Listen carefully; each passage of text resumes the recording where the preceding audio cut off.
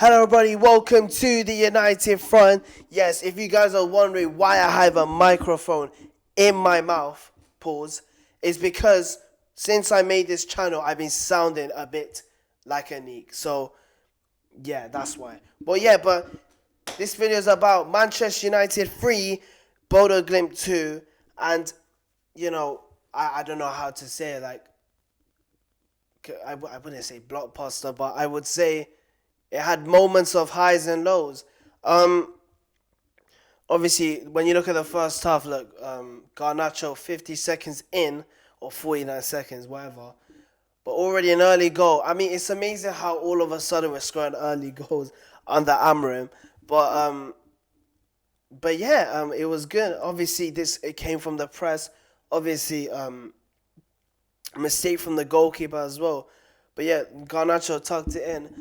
And I was just thinking to myself, obviously in this 18 minutes, we were more of the dominant team until, Bodo Glimt hit us with, 2 goals. I mean, going from the first goal, I think when you look at the goal, it's a cutback once again.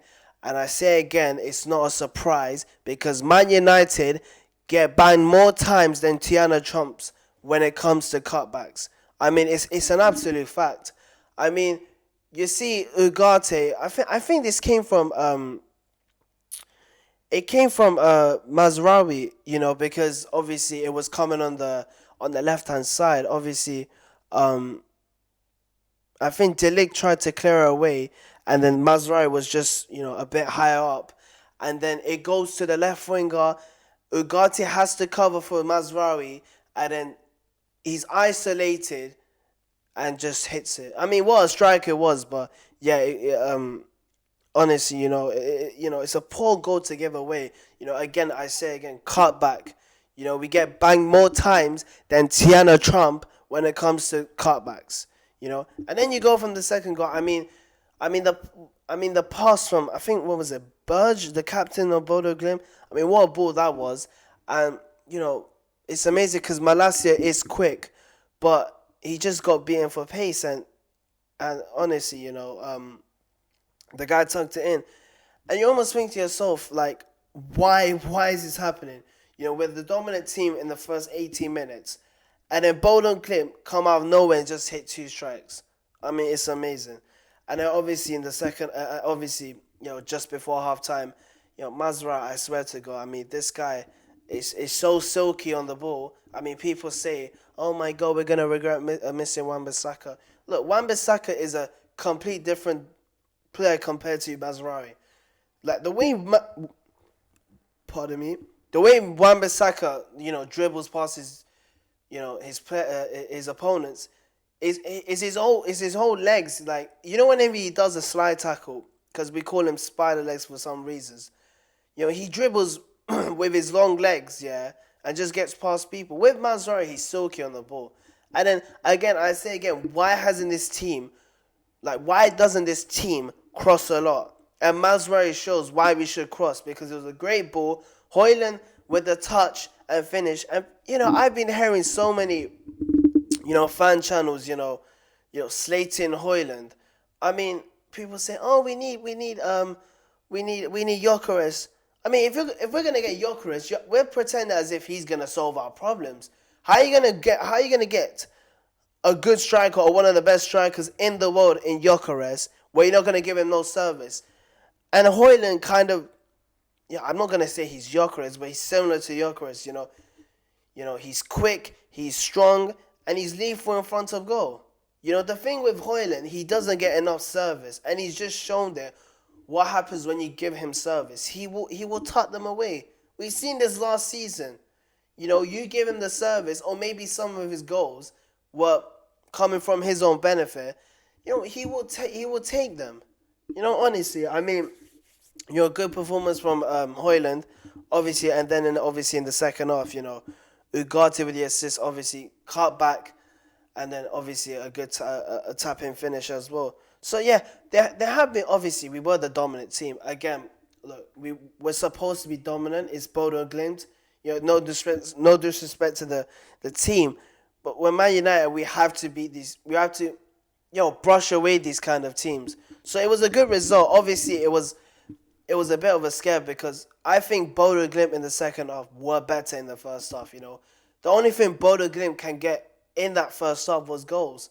But you're almost thinking to yourself, in that second half, they were they were a bit more dangerous, and they almost looked like scoring. But Man United hanged in there. But look, there's positives. Obviously, there's negatives as well. But not, you can't be flawless in every game of football, especially when it comes to Man United. So look, it was a great result.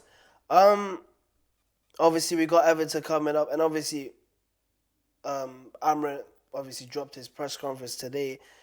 He will rotate. So look, it'll be interesting to see um what team he goes with. But obviously the team I picked, I thought he was gonna. I didn't. Malacia was a surprise for me. I thought, it was, of course, he's coming back from fitness. 550 days since he started. Fuck, that's like 18 months. So look, obviously, the question is, will Malacia, play against Everton? That's the question. But then again, these kind of games, like obviously Ipswich, Bodo Glimt, could be Everton as well. They're almost like training sessions, and obviously, like, for Amrim, it's almost like pre-season for him because of course, he's coming since 11th of November. Hasn't had much time, and obviously, he isn't familiarized with the players, and obviously, he's getting to know them and trying to fit and trying to find his best team. So, no, obviously, well deserved victory from United. But yeah, obviously, we go to Everton, and we get a result from there. So yeah, no, but obviously, I wanna shout out to again, I said his name, Hojlund, um, Garnacho. Um, so I said Hojlund, Mazraoui, UGARTE as well. Yeah, UGARTE. Those three. I swear to God, UGARTE winning the ball so many times. Um, Again, I say Mazraoui, Mr. Consistent himself. Bro, he hasn't had a bad game. Probably the worst games he's ever played in, and that was down to team performance. Was I think it was Tottenham and Liverpool, but that's about it. Every game he's played in. He has to be at least some of the signing or bargain of the signing. Whatever you want to call it. But yeah, and Hoyland as well. Again, I say again, give this lad the service. He will fucking score. Okay, he will score. But yeah, that's my take on the game. Player ratings. I'm gonna give a 6. Look, obviously, he didn't keep a clean sheet. I think you know what the second goal. I swear to God, because I can relate. I've been a keep. I was a keeper myself when I was playing football. There's three things that's embarrassing for a keeper.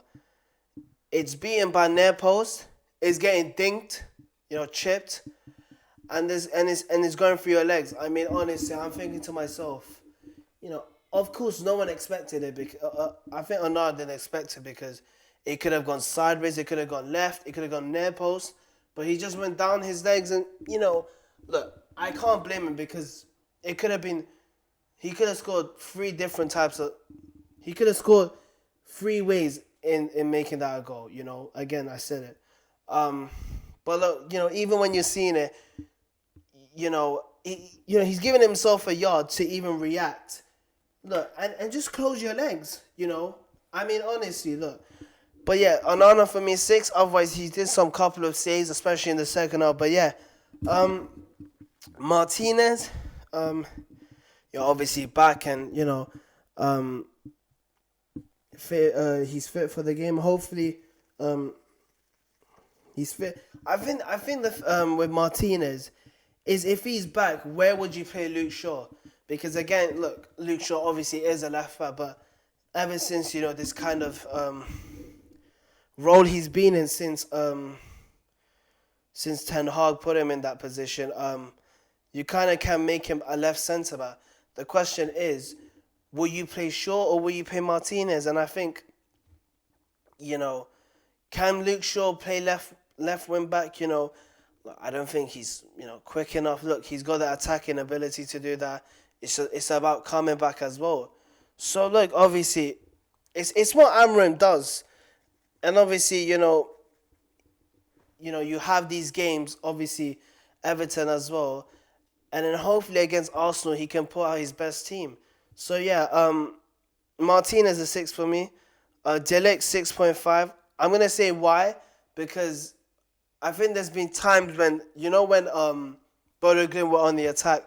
I think I think one of the things of Delict, like the best thing about him, in terms of stats, is his heading ability. Winning the ball every time from aerial and tackling as well.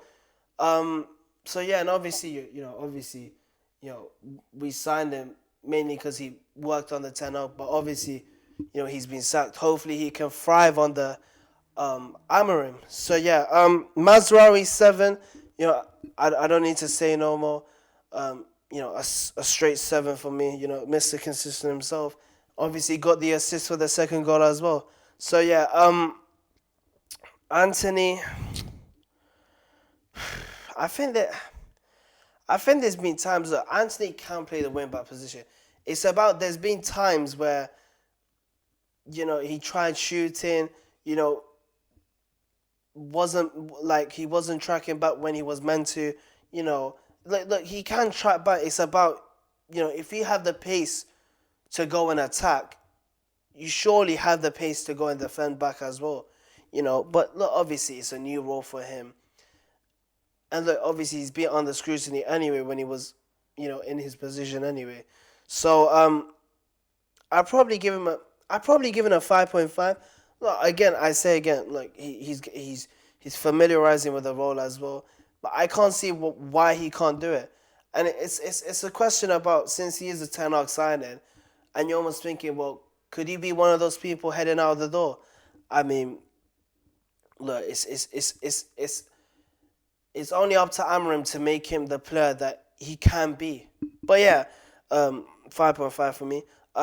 Malacia, I'm going to give him a 6, coming back after, I said it again, 550 days, and, that balance we missed for so long. I mean, having that left foot, I think there were times when I was thinking to myself, Malacia, why are you not crossing? Yes, he might not be, a Luke Shaw, type of, but, I mean, you can cross. I mean, he is a fullback and he can do it. He is capable of doing it. It's about, how accurate he can be, how he can find the man as well. So look, obviously, coming back after 550 days, and doing that and how much we missed. Of course, yes, people can go about saying how he lost to the second goal. But look, of course, you need to give him time, and he's getting back to fitness. Otherwise, would we have seen Malacia get past that quickly? If it was Saka, yes, you must be thinking why, because you can't let Saka do that to you. But yeah, for me, 6. Ugarte, I'm gonna give him a 7. Again, I say again, look, got the assist for the third goal. Winning the ball back as well. Obviously in that double pivot position, it's so crucial that obviously he's played under Amram. Obviously Amram knows what he can do, and is covering a lot of spaces, that tenacious and aggressive in the tackle, and obviously energetic in the midfield. So yeah, 7. Bruno, I don't know. This is a tricky one because I don't know. He didn't have a bad game, but in the position he was playing in, it was wrong. I'd probably say a 6, but the only reason it's not like a 6.5 or so is because he's playing in an 8. And whenever he's attacking, and look, you're playing Bruno in a position where you shouldn't play, because he's got that ability to Bruno is a 10. He's a 10, without a doubt. But obviously, Garnacho was playing, you're thinking to yourself, even when I think when Xerxes and Hojlund came on against Ipswich, Bruno went deeper, but there were times when he was attacking, and if we lost the ball, Ugarte is isolated in that midfield. He's alone. He's got no backup, and then obviously we're gonna be attacked as well. So that's why I didn't want him to be in that role, because the amount of times, the spaces, again, Ugarte exposed. You want someone next to him in that midfield that isn't that high up. And again, Bruno was put in the wrong position. He shouldn't be in near that double pivot, or even an 8, would you like to call it. So, look, 6 for me, but if you want to play Bruno, play him in the 10. It's the same thing with Eriksen as well. The only thing with Eriksen is when Amrin plays with his 2 10s, they're aggressive and they're pressing. Eriksen doesn't even have the legs for that. So, even when he played against Ipswich, I was thinking, I don't know, but look, Bruno can play. It's about, discipline. And obviously, no, I'm not saying he can't tackle. It's about learning the role as well. And there's other players that you think, what, if you want to play someone in the 6, you should play him over Bruno. But yeah, so Bruno's a 6 for me. Who else? Garnacho, I'm gonna say a 6. There have been times like he's crossed the ball, but there have been times where you're thinking, cut it back, cross it in, try whip a ball in, and you almost like he's learning. Obviously, I saw on an Instagram post where someone was saying, that Garnacho is one of our like he's a star boy. We consider him a star boy, and look, of course he'll make mistakes, but you're human at the end of the day. And obviously him at this, he's 20, he will make mistakes. It's about him improving, and he will improve. Because I heard this BS from other YouTube channels saying if you're young enough, you're old enough to hold the smoke. I mean, fuck me, that's cringe, yeah. But saying that to players, it's amazing, because if that's the case, that should be accounted to Kobe Mainu. And I said it again, with this I think, what was it, when I went out of that United fan that was slating Garnacho. It's amazing because when Kobe was still playing against Liverpool, against Southampton, he wasn't the same himself. People tend to forget that.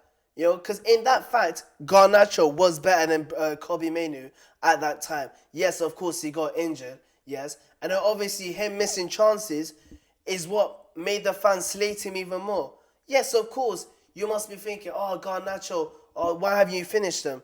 If you finish those results against Palace, against Villa, against West Ham, we against Chelsea, we wouldn't have not dropped points. We wouldn't be in this position where we are now. But it is what it is. Only he can do is keep his head high and improve and be the player that you are. Because Garnacho's capable of doing more. But of course, when you have twats and prats that are gonna go at Garnacho, yeah, you're gonna demoralize the player. And it's amazing because I say again, look, I don't want to go more on the fan that was slated because he's a prat himself anyway. He knows who he is. But it's amazing how he says that to Garnacho when he was supposed to do it to someone else. You're doing it to Garnacho when it should have been to someone else. It's amazing, and I said it again. Garnacho's performance against Chelsea was shit. It's facts. He was shit on that day. But the past 18 months, Rashford is that as an average. Just imagine how shit. Look, he could be shit. Look, that's him as an average. We can't imagine how shit he could be. Yeah, but I'm saying him as an average because, I don't know, he can make something happen, but then he could do that in a match as well. So look, honestly, this Garnacho, just bite the guy and he will turn up. All this BS about if you're young enough, you're old enough to hold a smoke. Please do me a favor, yeah? Because people think it's easy to play football. You know, when I played keeper, it wasn't easy. It was not easy. You know, of course, if you ask me what type of keeper I'd probably say I was the traditional goalkeeper. I wasn't the modern keeper playing from the back. I was one of those. I was probably David De Gea. Whenever he got the ball, he shot himself because he didn't want the ball towards him. I was never comfortable on the ball. You know, yes, of course, I was good at shot, so that's all I had on me, and obviously my drop kicks and all that. But I was never comfortable on the ball, and it's not easy, making it into pro football. But yes, of course, when people say he needs a rest, you're playing him too much. Of course, I agree on that because, Garnacho is being played too much. But yes, I said my part on Garnacho, for me 6. Mount for me 6.5. I mean, look, I don't want to copy and paste every time in every fucking video, but Mount, just like Luke Shaw, when he's fit, he's actually a good player. He's actually a useful player. I mean, look at his time at Chelsea. I mean, amazing.